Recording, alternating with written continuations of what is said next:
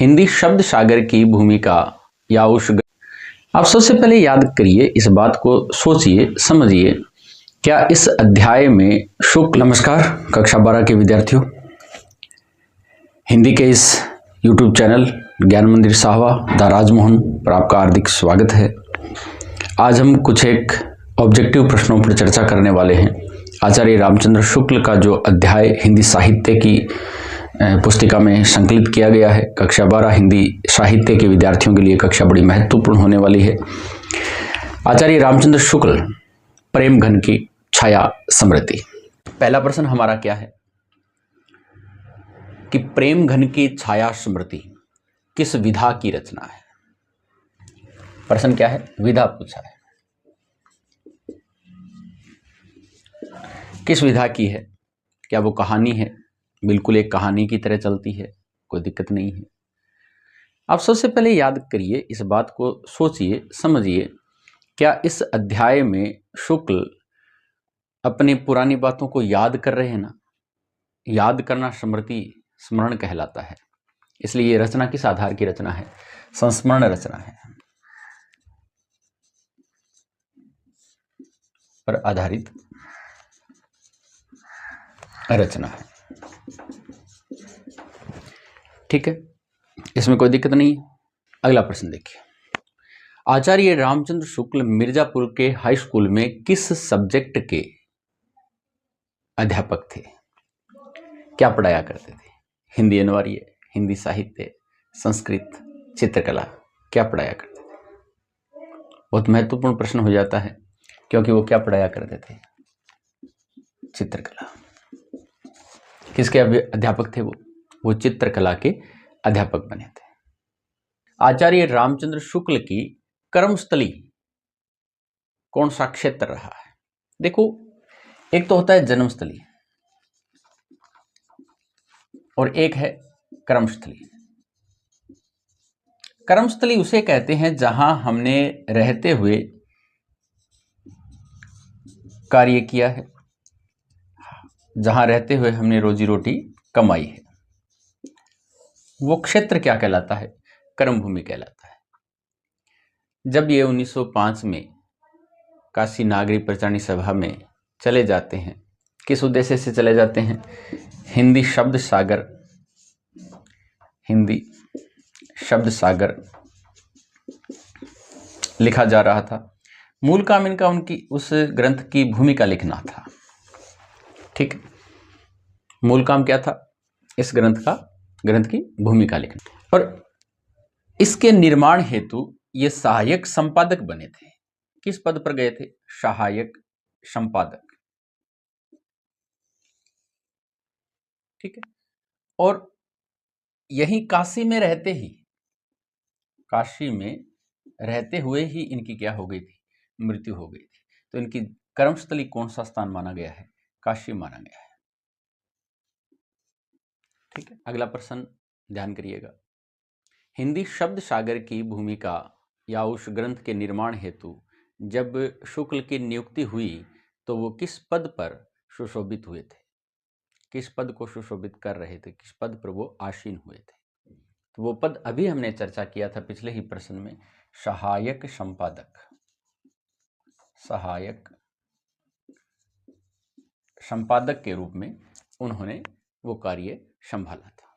अगला प्रश्न देखिए, शुक्ल ने अनेक रचनाएं लिखी हैं, अनेक आलोचनात्मक कृतियां उनकी हैं, लेकिन उनकी अक्षय कीर्ति का आधार किस ग्रंथ को माना जाता है। जैसे गोस्वामी तुलसीदास जी की रचना रामचरितमानस उनकी अक्षय कीर्ति का आधार मानी जाती है। उसी प्रकार आचार्य रामचंद्र शुक्ल के द्वारा लिखित हिंदी साहित्य का इतिहास किस रचना को माना जाता है, हिंदी साहित्य का इतिहास। हिंदी साहित्य का इतिहास। देखो, ये जो रचना है ना, ये हिंदी शब्द सागर की भूमिका के रूप में लिखी गई थी, भूमिका रूप में लिखी गई। लेकिन बाद में इसको अलग से प्रकाशित करवाया गया, थोड़ा सा और इसमें सुधार करके और कुछ चीज़ें इसमें ऐड करते हुए इसको एक ग्रंथ के रूप में अलग से प्रकाशित करवाया गया था। और यह प्रकाशन 1929 में हुआ था। प्रकाशन कब हुआ था? 1929 में हो गया था। पहले इसका नाम हिंदी साहित्य का इतिहास नहीं रखकर हिंदी साहित्य का विकास रखा गया था, लेकिन वर्तमान में किस नाम से हम जानते हैं इसे? हिंदी साहित्य के इतिहास नाम से इसे जानते हैं। कि शुक्ल द्वारा लिखित निबंधों की रचना चिंतामणि, जिसमें भाव मनोविकार संबंधित निबंध संकलित हैं। चिंतामणि कितने खंडों में है? ठीक है, तो चिंतामणि 4 खंडों में प्रकाशित है। कितने खंडों में? 4 खंडों में। 4 खंडों में ये रचना प्रकाशित है। शुक्ल की 4 कृतियों के नाम लिखिए। सबसे पहले अक्षय कीर्ति का आधार आता है इनका हिंदी साहित्य का इतिहास। हिंदी साहित्य का इतिहास। एक रचना आती है इनकी गोस्वामी तुलसीदास। एक रचना आती है इनकी सूरदास। एक रचना आती है इनकी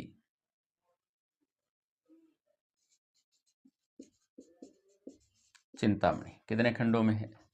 4 खंडों में है। ठीक है। एक रचना आती है इनकी रस मीमांसा। इसके अलावा भरमर गीत सार और जायसी ग्रंथावली,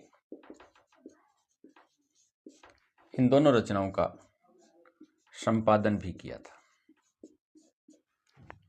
प्रेमघन की छाया स्मृति में प्रेमघन का पूरा नाम क्या है? क्या नाम है इनका? उपाध्याय बद्री नारायण चौधरी प्रेमघन। प्रेमघन इनका उपनाम रहा है। मूलतः नाम इनका क्या था? उपाध्याय बद्री नारायण चौधरी। और प्रेमघन की छाया स्मृति, यह रचना किस आधार की है? हमने अभी चर्चा की थी, संस्मरण है, लेकिन संस्मरण पर आधारित ये निबंध है। संस्मरणात्मक निबंध है। ठीक है, संस्मरणात्मक निबंध यानी संस्मरण पर आधारित, स्मृति पर आधारित निबंध जो लिखा गया था वो निबंध है। शुक्ल के पिता किस भाषा के अच्छे ज्ञाता, शुक्ल के पिता किस भाषा के अच्छे ज्ञाता और किस भाषा के प्रेमी रहे हैं? शुक्ल के पिता फारसी के ज्ञाता रहे हैं। फारसी के ज्ञाता रहे। और इनके प्रिय क्या था? प्रिय था पुरानी हिंदी कविताएं, पुरानी हिंदी और इसमें लिखी गई कविता। अगला प्रश्न देखिए कि शुक्ल के पिताजी शाम के वक्त अपने घर के आंगन में बैठकर अपने बच्चों और परिवार को कौन सी रचनाएं सामान्यतः सुनाया करते थे? एक तो सुनाया करते थे तुलसीदास द्वारा रचित रामचरितमानस, और एक सुनाया करते थे रामचंद्रिका। रामचंद्रिका है वो केशवदास की रचना है। ठीक। हरिश्चंद्र के द्वारा लिखे गए नाटक है ना, हरिश्चंद्र के नाटक, वो भी इन्हें बहुत प्रिय थे, इसलिए कभी कभार इन नाटकों को भी सुना दिया करते थे। शुक्ल के पिता की बदली हमीरपुर जिले की राठ तहसील से मिर्जापुर जब हुई तब शुक्ल की अवस्था कितनी थी? 8 वर्ष। स्पष्ट रूप से पहले ही पृष्ठ पर लिखा गया है 8 वर्ष। उनकी उम्र कितनी थी? 8 वर्ष थी। ठीक। किस नाम को लेकर शुक्ल के मन में अपूर्व भावना, एक माधुर्य भावना जुड़ी रहती थी? किस नाम को लेकर? हरिश्चंद्र। किस नाम को लेकर?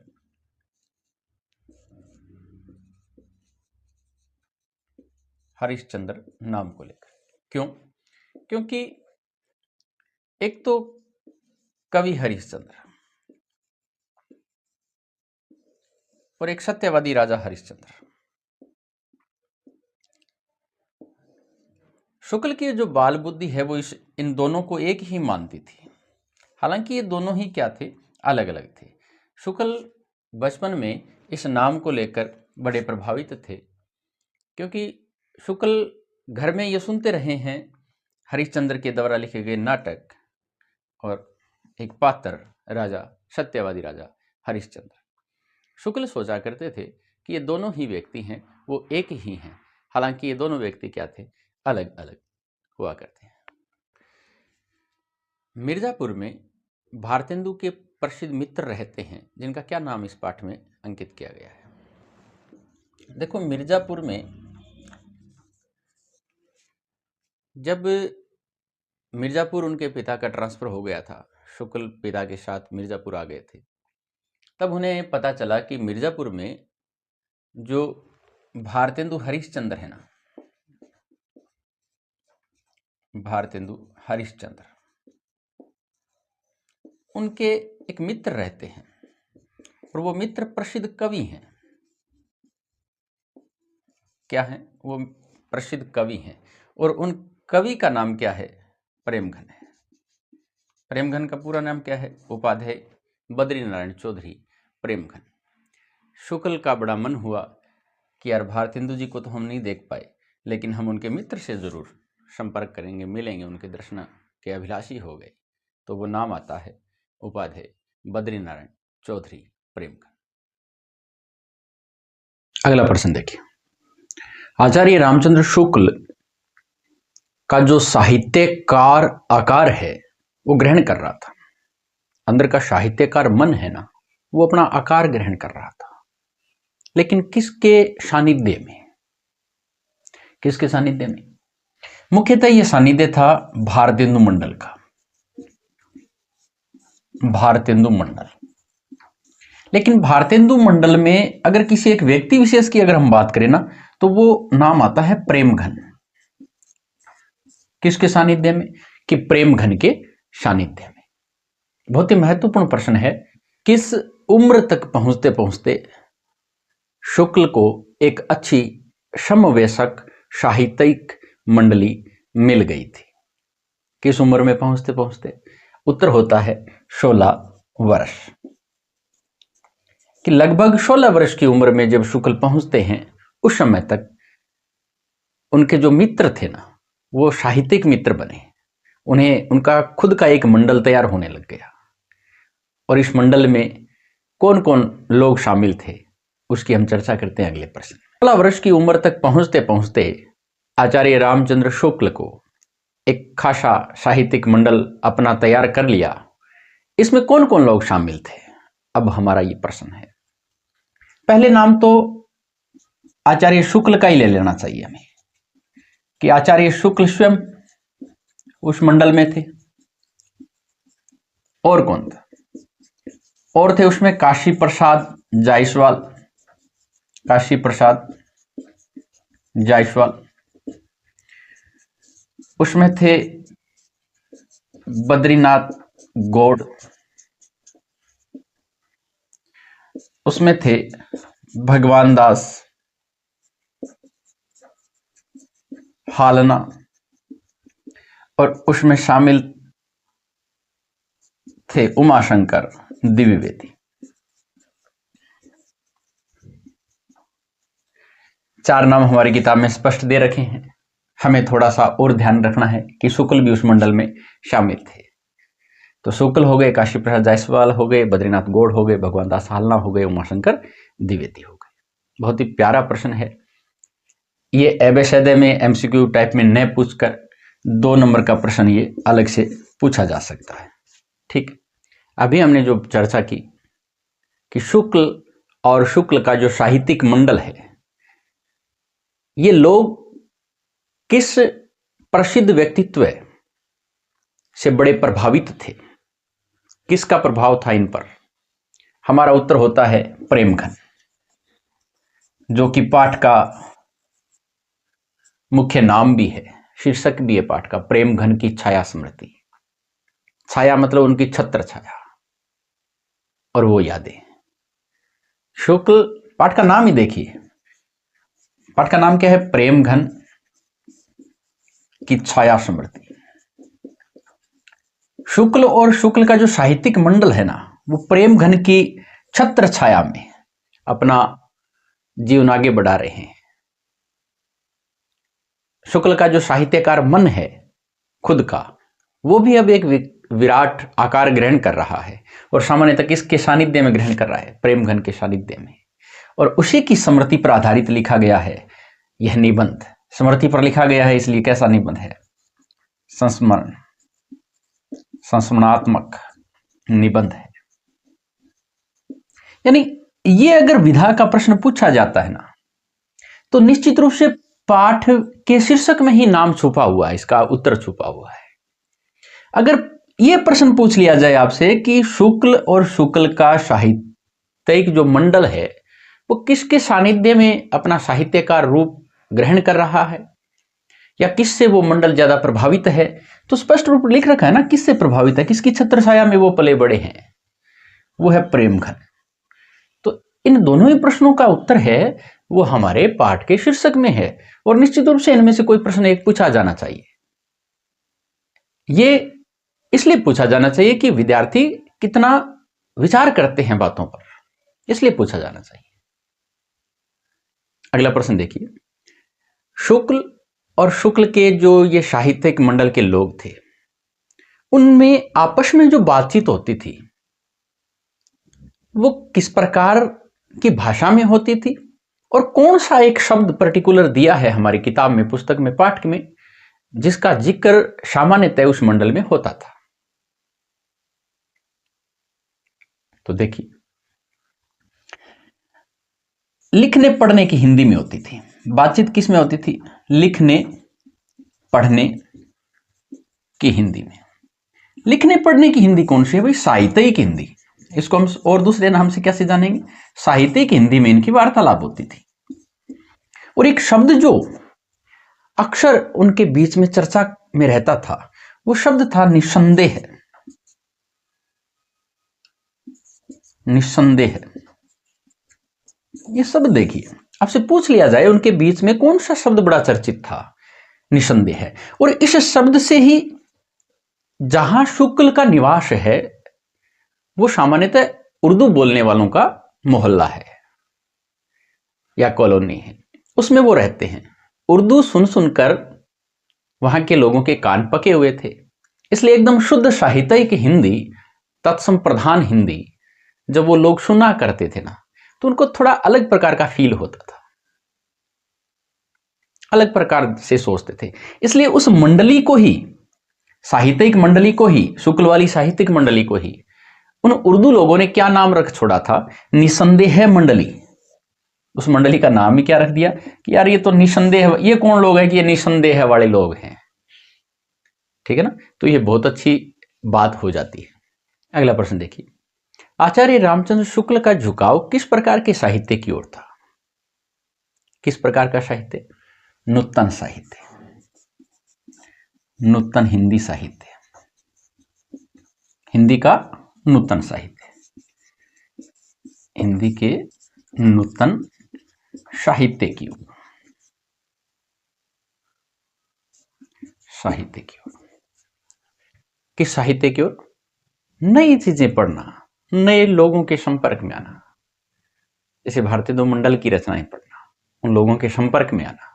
किस पुस्तक प्रेस की किताबें शुक्ल के घर आया करती थी या उनके पिता मंगाया करते थे?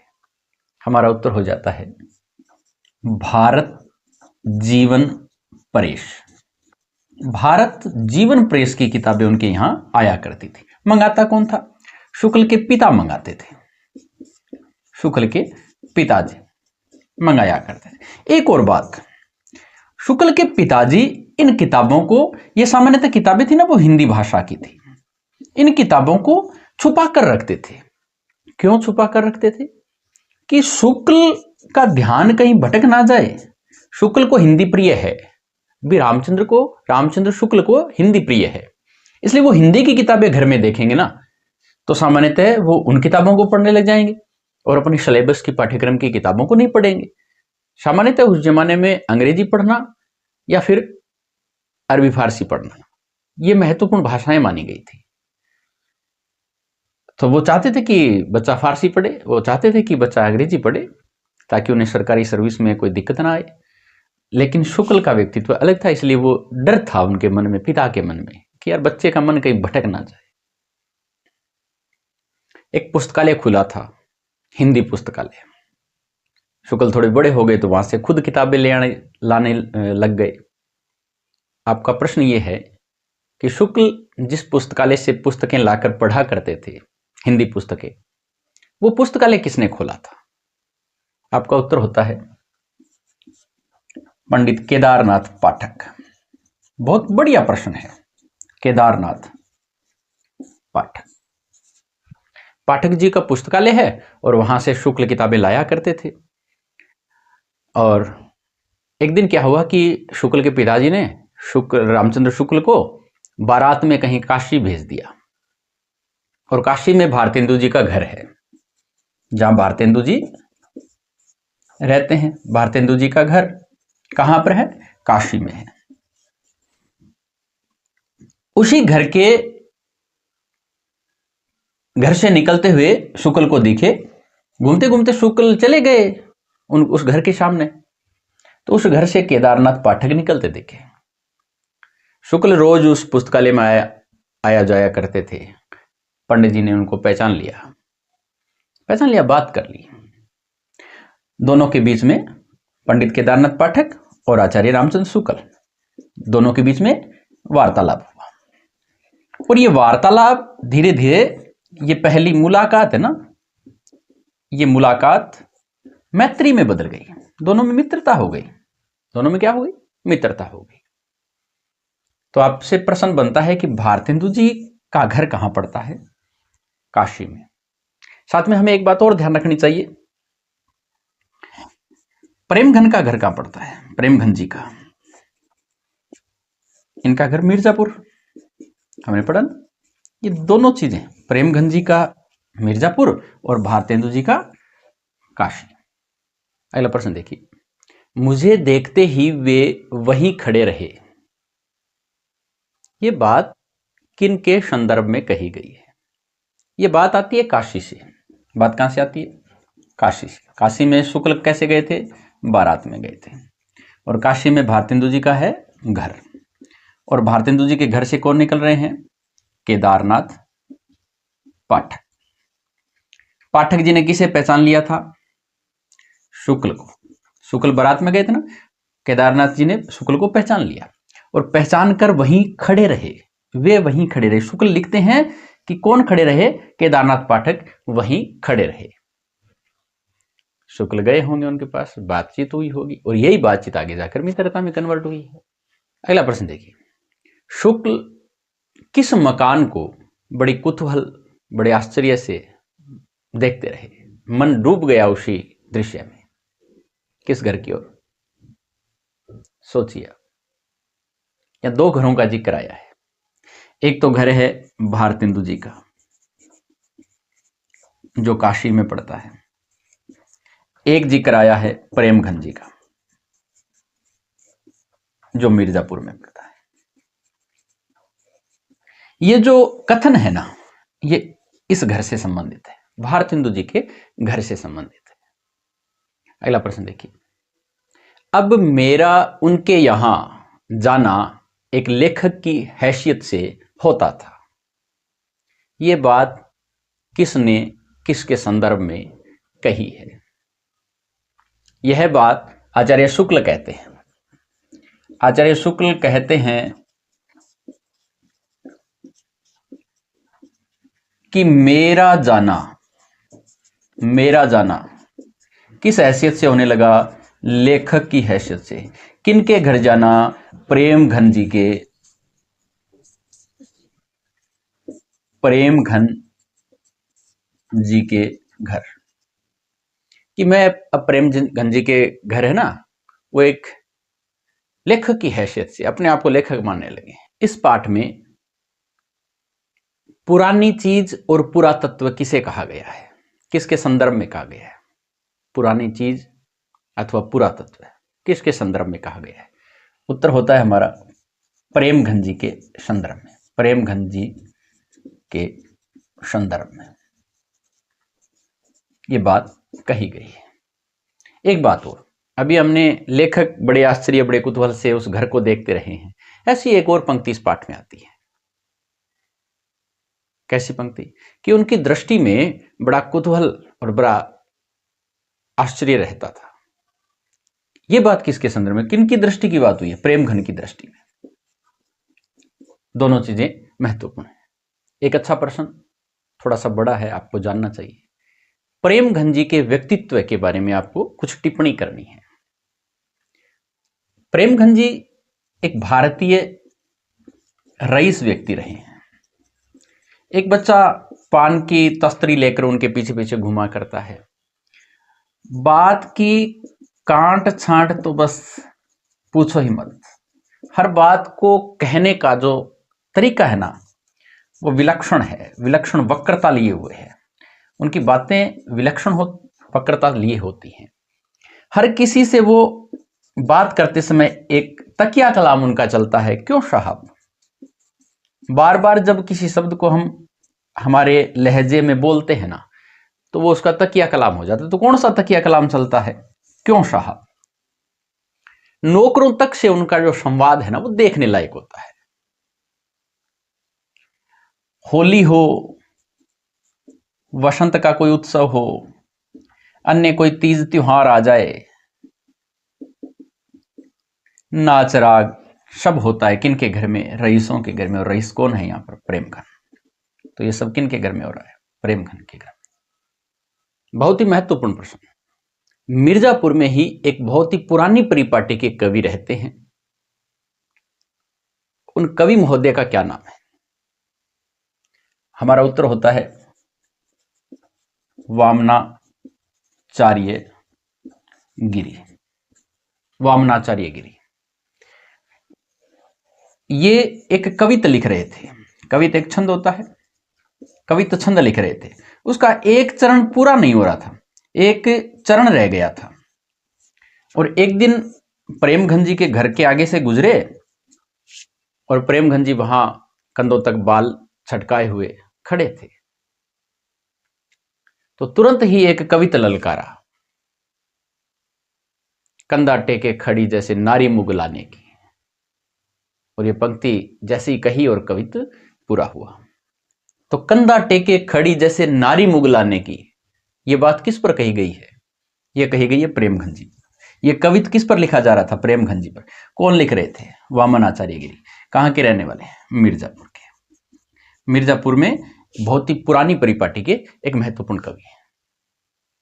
एक थोड़ा बड़ा प्रश्न आप खुद देखिएगा। प्रश्न मैं आपको बता देता हूं। प्रेमघन नौकरों से या अन्य अपने आगंतुकों से, मित्रों से, पड़ोसियों से जो बात करते थे, वो बात करने का लहजा कैसा था? 5-7 बातें आपको ध्यान में रखनी चाहिए पेपर की दृष्टि से। शुक्ल और शुक्ल के कुछ मित्र प्रेमघन जी की छत पर एक रात बैठे थे। बातें चल रही थी। चिमनी का ग्लोब फूटने वाला था, चिमनी भभकने लगी थी। शुक्ल ने सोचा कि मैं बुझा देता हूं यार। प्रेमघन जी तो नौकरों को आवाज दिए जा रहे थे, खुद तो ऐसा है नहीं कि वो उठकर बंद कर दें। ऐसे व्यक्ति है नहीं वो, उनके व्यक्तित्व में ऐसी बातें हैं नहीं। इसलिए शुक्ल ने सोचा कि चलो यार मैं कर देता हूं। लेकिन मजा लेने की दृष्टि से शुक्ल को खड़ा होने से रोक लिया कि नहीं यार तू बैठा रहे। तो किसने रोक लिया था? प्रश्न क्या बनता है कि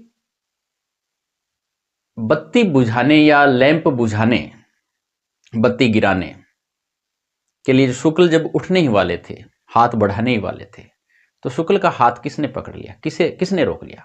हमारा उत्तर होता है बहुत ही बेहतरीन, लक्ष्मी नारायण चौबे। बहुत बढ़िया प्रश्न है, पूछ लिया जाएगा ना तो बहुत सारे विद्यार्थी इसको नहीं कर पाएंगे। मैं मानता हूं कि आपको इसको इंपॉर्टेंट के रूप में पढ़ लेना चाहिए, क्योंकि ये ऐसा प्रश्न है। क्योंकि प्रेमघन, शुक्ल, इनके बीच में एक नाम है लक्ष्मी नारायण चौबे, बहुत महत्वपूर्ण हो जाता है। थोड़ी सी और बात हमें ध्यान करनी चाहिए। इस रात छत पर और कौन बैठे थे? प्रेमघन तो थे ही, प्रेम उनका तो घर था भाई। प्रेमगंज जी के साथ बैठे थे शुक्ल, मास्टर भगवान दास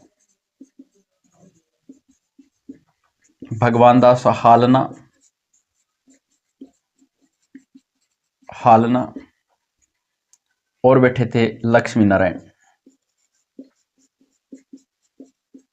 चौबे। और भी बैठे होंगे, लेकिन इन नामों का हमें पता चलता है पाठ को पढ़ने से। अगला प्रश्न देखिए, उर्दू बेगम की पुस्तक किसने लिखी थी? 3 नाम आए हैं, लक्ष्मी नारायण चौबे, भगवान दास हालना,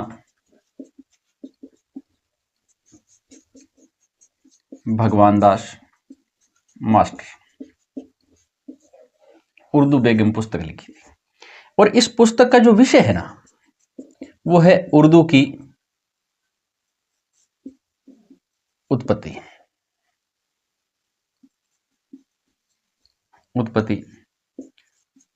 और प्रसार। ठीक है, और ये वृतांत कहानी ढंग में दिया गया है, कहानी ढंग में ये वृतांत दिया गया है। नागरी पर प्रेमगंज जी के क्या विचार थे? प्रेमगंज जी बराबर नागरी लिखा करते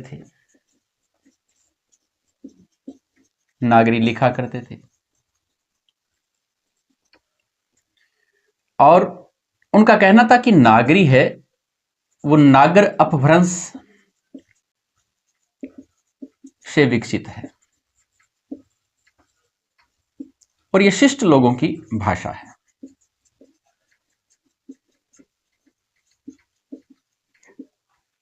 ठीक है, प्रेमघन मिर्जापुर को कैसे लिखा करते थे? मिर्जापुर शब्द तो सामान्यतः ऐसे लिखा है, लेकिन प्रेमघन कैसे लिखते थे? मीर-जा-पुर। कैसे लिखते थे? उनका मानना था कि मीर, जा और पुर 3 हैं। मीर का अर्थ वो करते हैं